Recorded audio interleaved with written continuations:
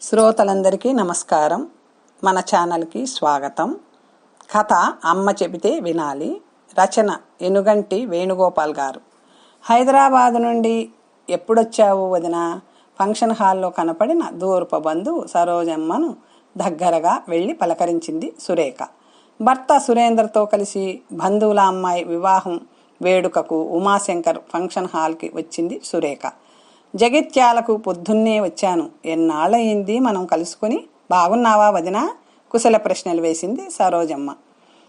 ఆప్యాయంగా ఆమె చేతిలో 2 చేతులు కలుపుతూ తలాడించింది సురేఖ. ఇద్దరు పక్క పక్కనే కూర్చున్నారు. ఏమంటున్నాడు మనవడు? 10 నెలలు నిండాయి కదా, ఇప్పుడిప్పుడే లేచి నిలబడుతున్నాడు. కొడుకు కోడలు మొన్న పండక్కి వచ్చి వారం రోజులుండి వెళ్ళారు వదినా అంటూ కాసేపు మనవడి కబుర్లన్నీ మురిపెంగా చెప్పుకుంది సురేఖ. మాటల సందర్భంలో చెప్పడం మర్చిపోయాను. 10 రోజుల క్రితం వెస్ట్ మారేడుపల్లి సీతాయమ్మ చిన్న మనవరాలి వరపూజలో మీ పెద్ద వియ్యంకురాలు కలిసింది. కూతురు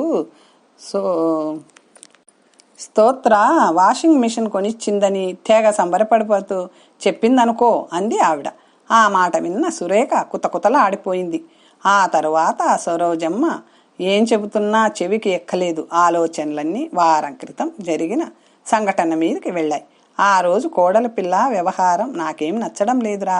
పెద్ద కొడుకు అలోకిత్ మీద అంతెత్తున ఎగిరిపడింది సురేఖ. ఏం చేసిందమ్మా అన్నాడు అలోకిత్. చేయాల్సిందంతా చేసి ఇంకా ఏం చేయనట్టు నన్ను అడుగుతావేం? రుసరుసలాడింది సురేఖ. అమ్మా, ఏదైనా అంటే స్ట్రైట్గా మాట్లాడు. ఆ డొంక తిరుగుడు దేనికమ్మా? చాలా కూల్గా అడిగాడు అలోకిత్. అలా గుండ్రాయిలా పేపర్ ముందేసుకుని కూర్చోకపోతే మాట్లాడొచ్చుగా. భర్త వంక కోపంగా చూసింది సురేఖ. తల్లి కొడుకులిద్దరూ మాట్లాడుకుంటున్నారుగా, మధ్యలో నేనెందుకట? నన్ను లాగకండి అన్నట్లు తిరిగి పేపర్లో తలదూర్చాడు సురేందర్. మీతో నాకెప్పుడు ఇంతే, ఏది పైకి అనరు. అనవసరంగా నన్ను ముందుకు తోస్తుంటారు. పిల్లల ముందు డాడీ మంచోడు, అమ్మ చెడ్డది అవుతుంది. భర్త మీద కోపం ప్రదర్శించింది. మన పిల్లల ముందు మనం చెడ్డవాళ్ళం అవ్వడం ఏమిటి సురేఖ? అయినా దానికి కాని దానికి నువ్వే అనవసరంగా ఆవేశపడుతుంటావు. ఆ తరువాత ఎలా ఎందుకన్నానా అని బాధపడుతుంటావు. నీకిది మామూలేగా. భార్యను సముదాయించే ప్రయత్నం చేశాడు సురేందర్. మీరు నోరు మెదపనప్పుడు నేనైనా విషయం కదపాలి కదా. మీరు కలుగు చేసుకోనప్పుడు అన్ని పనులు చక్కదిద్దాల్సిన బాధ్యత నాదేగా అంది ఉక్రోషంగా. ల్యాప్టాప్ మీద కదులుతున్న చేతి వేళ్లను ఆపి, అమ్మా, చిన్నదానికి పెద్దదానికి అనవసరంగా హైరానా పడతావెందుకు? ఏం చేయాలో ఏం చేయకూడదో అన్నయ్యకు తెలియదా? తనేమైనా చిన్నపిల్లోడా? పెద్ద సాఫ్ట్వేర్ కంపెనీలో 20 మంది ఉన్న ఒక బ్యాచ్కి లీడర్. వదిలేయ్ అన్నాడు చిన్న కొడుకు అన్విత్. నోర్మై, నువ్వు జాబ్లో చేరి 3 నెలలు అయిందో కాలేదో అప్పుడే నాకు సలహాలు ఇస్తున్నావా? చిన్న కొడుకు మీద గయ్యమని లేచింది సురేఖ. విషయం తేలేదాకా అమ్మ మొండిపట్టు వదలదని ఎరిగిన అన్విత్ తిరిగి తన ల్యాప్టాప్కి కనెక్ట్ అయిపోయాడు. మొన్న మా చిన్న తమ్ముడు సతీష్ మీ అపార్ట్మెంట్కి వచ్చాడట కదా. పెద్ద కొడుకుని ఆరా తీసింది సురేఖ. అవును, వాళ్ళ అబ్బాయిని హైదరాబాదు బౌరంపేట చైతన్య క్యాంపస్లో ఇంటర్లో జాయిన్ చేయడానికి వచ్చాడట. వెళ్తూ మన చిన్నోడిని చూసిపోదామని వచ్చాడు. బలవంతం చేస్తేనే చిన్న మామయ్య నా దగ్గర భోంచేసి వెళ్ళాడు. అది కాదు నేను అడిగేది. మరి నాకు తెలియనిది నేనెలా చెప్పాలమ్మా? అలోకిత్ గొంతులో కాస్త అసహనం చోటు చేసుకుంది. మీ అత్తామామలు ఇద్దరు నీ దగ్గరే ఉంటున్నారటగా అడిగింది అమ్మ మనసులోని మాట బయటపడేసరికి. అవును, వాళ్ళు మా అపార్ట్మెంట్కి వచ్చి నెల అవుతుంది జవాబిచ్చాడు అలోకిత్. ఇంతవరకు మాకు ఆ విషయం చెప్పనే లేదేం? సూటిగా ప్రశ్నించింది సురేఖ. ఇందులో చెప్పడానికి ఏముందమ్మా? ఆశ్చర్యపోయాడు అలోకిత్. భర్త వంక చూస్తూ, చూశారా, మీ పెద్ద కొడుకు నిర్వాకం మనకు చెప్పాల్సిన పనే లేదట అంది నిష్ఠూరంగా. భార్య అనవసరంగా సాగదీయడం నచ్చని సురేందర్ ఇప్పుడు చెప్పాడుగా సురేఖ అంటూ కొడుకుని సమర్థించాడు. అడిగితే చెప్పాడులేండి. అయినా ఎన్నాళ్ళుంటారట? తిరిగి కొడుకుని ప్రశ్నించింది. చిన్నోడు వాళ్ళ అమ్మమ్మకి బాగా మాలిమయ్యాడమ్మా. స్తోత్ర కూడా హ్యాపీగా వర్క్ ఫ్రమ్ హోమ్ చేసుకుంటుంది. వాడి నుంచి ఎలాంటి డిస్టర్బెన్స్ లేకుండా క్లియర్గా విషయం చెప్పాడు అలోకిత్. అదేమీ పట్టించుకోకుండా, నేను అడిగిన దానికి సమాధానం రాలేదు. వాళ్ళిద్దరూ నీ దగ్గర ఎన్నాళ్ళు ఉంటారు? తిరిగి రెట్టించింది. చిన్నోడు ఇప్పుడిప్పుడే బోర్లా పడుతున్నాడు కదమ్మా. వాళ్ళమ్మ సహాయం లేకుండా అటు జాబుని, ఇటు పిల్లాడిని, వంట పనుల్ని స్తోత్ర ఒక్కతే చేసుకోవాలంటే ఎలా కుదురుతుంది? నేను ఎంత స్తోత్రకి సహాయపడుతున్నా మా ఇద్దరి వల్ల కావడం లేదమ్మా. ఉండని, ఎన్ని రోజులని, ఏముంది? తల్లికి నచ్చజెప్పాడు అలోకిత్. ఇదేమైనా అమెరికానా? అత్తమామల్ని రప్పించుకొని ఇంట్లో ఉంచుకోవడానికి? మన బంధువులు నలుగురు నానా మాటలు అంటుంటే నాకు అదోలా అనిపిస్తుంది. అసహనం వ్యక్తం చేసింది. ఇందులో ఇబ్బంది పడాల్సింది ఏముందమ్మా? వాళ్ళెవరో ఈ ఇష్యూ గురించి మాట్లాడడం కూడా విడ్డూరంగా ఉంది. మనం చేసే పనులు కొత్తగా వింతగా ఉన్నప్పుడు 10 మంది పలు రకాలుగా అనుకోవడంలో తప్పేముంది? అమ్మా, అర్థం చేసుకోలేకపోవడం, దీన్ని రాద్ధాంతం చేయడం నచ్చడం లేదు అలోకిత్కి. పోని ఈ 10 మంది ఎవరో వచ్చి స్తోత్రకు హెల్ప్ చేయమను. వాళ్ళ పేరెంట్స్ ఇద్దరూ వెనక్కి వెళ్ళిపోతారు అన్నాడు గట్టిగా. కొడుకు ముఖ కవళికలు మారుతూ ఉండడం గమనించిన సురేఖ, అది కాదు నాన్న, మీరిద్దరూ ఎలాగూ ఒంటరిగా ఉంటున్నారు. వాళ్ళు మీ ఇంటికి వచ్చి ఉండడం కాకుండా మిమ్మల్నే తీసుకెళ్ళి వాళ్ళింట్లోనే ఉంచుకోవచ్చు కదా. వాళ్లకు మాత్రం స్తోత్ర తప్ప ఎవరున్నారు అంది నింపాదిగా. ఆమె తన ఆలోచన కొడుకు ముందు వ్యక్తపరచడంతో ఆ ఇంట్లో ఈ ఇంట్లో అని ఏముందమ్మా, ఎక్కడైనా ఒకటేగా. పైగా మా ఇద్దరి ఆఫీసులకు దగ్గరనే కదా, సిటీకి అంత దూరంగా అపార్ట్మెంట్ తీసుకొని ఉంటున్నది అన్నాడు. అమ్మ చెబితే వింటావనుకున్నాను. ఏమో, ఈ మధ్య నేను ఏది చెప్పినా నీకు చెవికి ఎక్కడం లేదు అంది నిరసనగా. ఎందుకమ్మా అనవసరంగా అపోహపడతావు? నీ మాట నేనెప్పుడైనా కాదన్నానా? స్తోత్ర నాకు అన్ని విధాలా సరిజోడి అని నువ్వు నిర్ణయించాకే కదా నేను తలూపాను. నువ్వు సెలెక్ట్ చేసిన సంబంధాన్నే కదమ్మా నేను హ్యాపీగా చేసుకున్నది. తల్లిని కూల్ చేయబోయాడు. అది పెళ్లికి ముందు సంగతి. ఇప్పుడు అలా జరగడం లేదులే. నీకెలా తోస్తే అలా చేసుకుంటున్నావు. మొహం ముడుచుకుంది సురేఖ. ఇప్పుడు ఎప్పుడూ ఇంట్లో నీ మాటే నెగ్గుతుంది. నువ్వేమో వర్రీ అవ్వకు అమ్మా. వర్రీ అవ్వకమ్మా. ఇప్పుడే స్తోత్రకి ఫోన్ చేసి వాళ్ళ అమ్మా నాన్నలని వాళ్ళింటికి పంపించేయమంటాను. నేను కూడా హైదరాబాద్కి వెళ్ళి స్తోత్రను వెంటనే జగిత్యాలకు తీసుకొస్తాను. మా ఇద్దరికి వర్క్ ఫ్రమ్ హోమ్ కదా, నో ప్రాబ్లం. ఆఫీస్ పని ఎక్కడైనా చేసుకుంటాం. అయితే పిల్లాడిని చూసుకునే బాధ్యత నువ్వు తీసుకోవాలి అంటూ తల్లిని ఇరకాటంలో పడేశాడు అలోకిత్. కొడుకు మాటలకు కంగారు పడింది సురేఖ. అదెలా కుదురుతుందిరా? చిన్నోడితో అంత టైం స్పెండ్ చేయడానికి నేనేం ఖాళీగా ఉండడం లేదు కదా. ఇక్కడ ఇంత పెద్ద వర్క్ నడుస్తుంది. అన్నీ తెలిసే అలా అంటావేంటి? మరి నీకు వీలు పడక వాళ్లను రావద్దంటే పిల్లాడిని ఎవరు చూడాలి? వాళ్ళేం తినడానికి లేక రాలేదు. వాళ్ళ పనులన్నీ పక్కన పెట్టి మరీ మా కోసం వచ్చారు. చిన్నోడి బాగోగులు చూసుకుంటున్నారు. అర్థమైంది. పిల్లాడి మీద నాకు మీ నాన్నకు ప్రేమ లేదు. మీ అత్త మామలే మంచివాళ్ళని చెబుతున్నావు అంతేగా అంటూ విరుచుకుపడింది సురేఖ. తల తిప్పకుండానే ఓరకంటితో కొడుకు వంక జాలిగా చూశాడు సురేందర్. అన్విత్ వాళ్ల మాటల్ని వినకుండా తన ఆఫీస్ పనిలో నిమగ్నమైపోయాడు. ఇది ఇప్పట్లో తెగేలా లేదని, అమ్మా అనవసరంగా అన్నీ నెగిటివ్గా ఊహించుకోకు. నాకు నీ తర్వాతే స్తోత్ర అయినా మరెవరైనా, అది గుర్తుపెట్టుకో అంటూ తల్లిని కట్టిపడేశాడు అలోకిత్. మరేం మాట్లాడలేదు సురేఖ. ఈరోజు సాయంత్రం హైదరాబాద్కి వెళ్తానమ్మా తల్లికి చెప్పాడు అలోకిత్. సరే గాని ఈసారి పండక్కి మాత్రం కోడల్ని తప్పక తీసుకురా. చిన్నోడిని చూడాలనిపిస్తుంది. 1-2 రోజుల కోసం స్తోత్ర ప్రయాణానికి ఇబ్బంది పడుతుందేమో. అయినా వీడియోలో రోజు వాడిని చూస్తూనే ఉన్నావు కదా. కొడుకు మాటలకు చురుక్కుమంది సురేఖకు. అవును, మరి మీరుంటున్నది అమెరికాలో, మేముంటున్నది ఇండియాలో. అక్కడ హైదరాబాదులో కారు కదిలిందంటే 3:30 గంటల కల్లా జగిత్యాలు చేరుకుంటారు. పండక్కి కూడా కోడలు మనవడు నా దగ్గర ఉండకపోతే ఎలా? ఉండని, ఇక్కడే 10-15 రోజులు. మరి వాళ్ళ అమ్మా నాన్నల్ని కూడా రమ్మననా? స్తోత్రకి ఆఫీస్ పని ఉంటుంది అంటూ అంగీకారం కోసం తండ్రి వైపు కూడా చూశాడు. భార్య చూడకుండా భుజాలు ఎగరవేశాడు సురేందర్. నీ కంటికి నేనెలా కనపడుతున్నాన్రా? ఆ మాత్రం 10 రోజులు పిల్లాడిని నేను చూసుకోలేనా? కొడుకుని గదమాయించింది సురేఖ. అలోకిత్ నిశ్శబ్దమైపోయాడు. కోడలికి ఇష్టమని బూందీ లడ్డూలు, నీకు ఇష్టమైన సన్నకార పూస చేయించాను. అలాగే కొన్ని ఫ్రూట్స్ కూడా తెచ్చారు నాన్న. లగేజీ గురించి కొడుకుతో చెప్పింది సురేఖ. అలాగేనమ్మా, నాతో చెప్పడం దేనికి, అవన్నీ కారులో సర్దించు, ఈలోగా ఫ్రెండ్స్ని కలిసి వస్తాను అంటూ బైక్ తీసుకొని బయటకు నడిచాడు అలోకిత్. పక్కన ఏదో శబ్దం కావడంతో ఆలోచనలో నుంచి బయటపడింది సురేఖ. మాంగళ్య ధారణ పూర్తయి వధూవరులను ఆశీర్వదించడానికి జనం వేదిక వైపు కదులుతుండడంతో సరోజమ్మ వైపు సరోజమ్మకి బాయ్ చెప్పి భర్త దగ్గరకు వెళ్ళింది సురేఖ.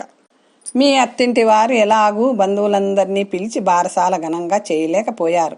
వాళ్ళ కుటుంబం మన కుటుంబం మధ్య హైదరాబాదులో మమ అనిపించారు. కనీసం నా మనవడి ఫస్ట్ బర్త్డేని నన్నైనా జగిత్యాలలో గ్రాండ్గా చేసుకోనివ్వు అంటూ కొడుకుకి ఫోన్ చేసింది సురేఖ. సరేనంటూ, అయినా అమ్మ స్తోత్రకి పెద్ద ఆపరేషన్ జరిగి ఆరోగ్యం సరిగా లేకపోవడంతో మామయ్య ఫంక్షన్ చేయలేకపోయారు కదా, ప్రతిదానికి ఏదో మెలికిపెట్టి వాళ్లను అవమానిస్తావు ఎందుకు, తల్లిని చిన్నగా మందలించాడు అలోకిత్. మూతి ముడుచుకొని మీరైతే ఓ 10 రోజుల ముందు రండి అంటూ ఫోన్ పెట్టేసింది సురేఖ. ఫంక్షన్ హాలును వంటవాడిని వెంటనే బుక్ చేయమని సురేందర్ని పురమాయించింది. భర్తని, చిన్న కొడుకుని, కోడల్ని కూర్చోబెట్టి ఫంక్షన్కి కావలసిన మెనూని పేపర్ పైన వ్రాయించింది. మధ్య మధ్యలో పెద్ద కొడుకు, కోడలు సలహాలు కూడా తీసుకుంది. మనవడు వచ్చి 2 రోజులు అవుతుందో లేదో, నాన్నమ్మకి బాగా మాలిమి అయిపోయాడు. అసలు వాడిని వదిలి ఒక్క క్షణం ఉండలేకపోతున్నానండి. తడబడుతూ ఒక్కో అడుగు పడుతుంటే చేతికి దొరికినవి అందుకోవాలని తాపత్రయం. అల్లరి చేష్టలు మూర్తుల చిన్నప్పటి అలోకిత్తిని గుర్తుకు చేస్తున్నాయి అంటూ మురిసిపోతున్న సురేఖని చిరునవ్వుతో చూశాడు సురేందర్.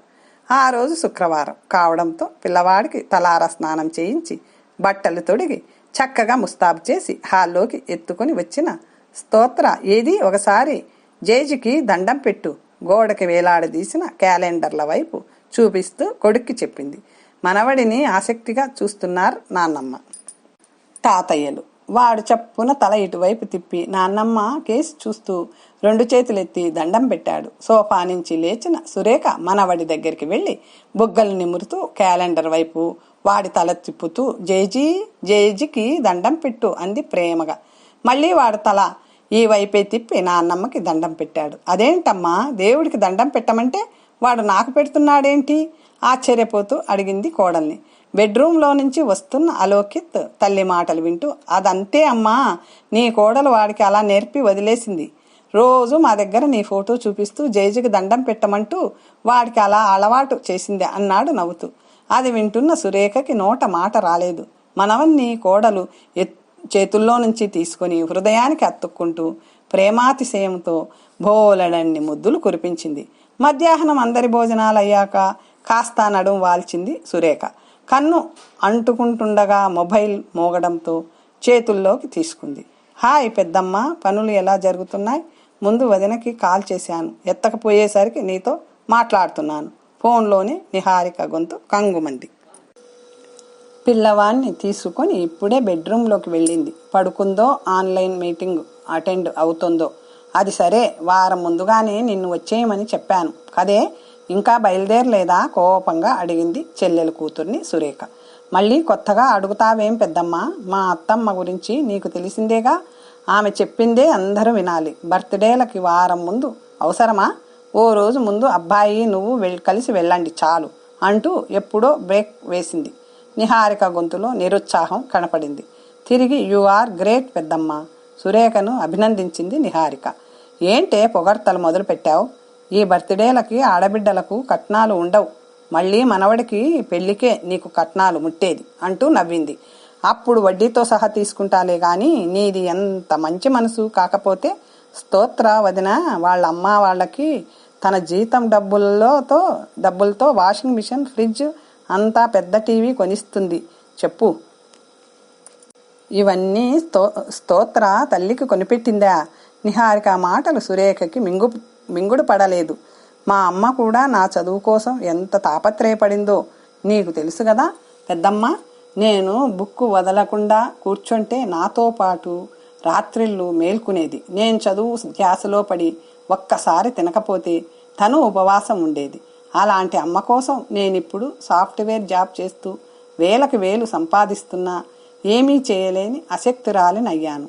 మా అత్తమ్మ చలువ వల్ల ఆమె గొంతు తడిబారడం ఫోన్లో తెలుస్తుంది సురేఖకి. మొట్టమొదటిసారిగా నిహారిక మాటలు ఆమెను ఆలోచనలో పడేశాయి. తనకి ఒక కూతురు ఉంటే తెలిసి ఉండేదేమో అనుకుంది. కన్నవాళ్లు 25 సంవత్సరాల దాకా ఆడపిల్లల బరువు బాధ్యతలు మోసి ఒక ఉద్యోగస్తురాలిగా ఉన్నత స్థితికి చేర్చి అత్తారింటికి పంపగానే ఆ అమ్మాయి సొమ్ము పైన హక్కు మొత్తం అత్తవారింటిదే అవుతుందా? ప్రయోజకురాలైన ఒక ఆడపిల్ల పెళ్ళే మెట్టినింట అడుగు పెట్టాక తన తల్లిదండ్రుల గురించి ఏమీ పట్టించుకోకూడదా? వాళ్ళ కోసం ఏమీ చేయకూడదా? నిహారిక తన కుటుంబం గోడు వెళ్ళబోసుకున్నట్టుగా అనిపించలేదు. తన తోటి ఆడపిల్లలు అందరి తరపున నిలబడి సమాజాన్ని నిలదీస్తున్నట్టుగా అనిపించడంతో సురేఖ ఉలిక్కిపడింది. ఈ టైంలో ఈ గోల ఎందుకు గాని 2 రోజుల్లో మా ఆయనతో కలిసి నేనక్కడుంటా, బాయ్ పెద్దమ్మ అంటూ ఫోన్ పెట్టేసింది నిహారిక. మొదట నిహారిక చెప్పిన మాట చెవిన పడగానే సాయంత్రం పెద్ద కొడుకుని పిలిచి దుమ్ము దులపాలి అనుకుంది సురేఖ. కానీ నిహారికతో ఫోన్ సంభాషణ ముగిశాక మెత్తబడిపోయింది.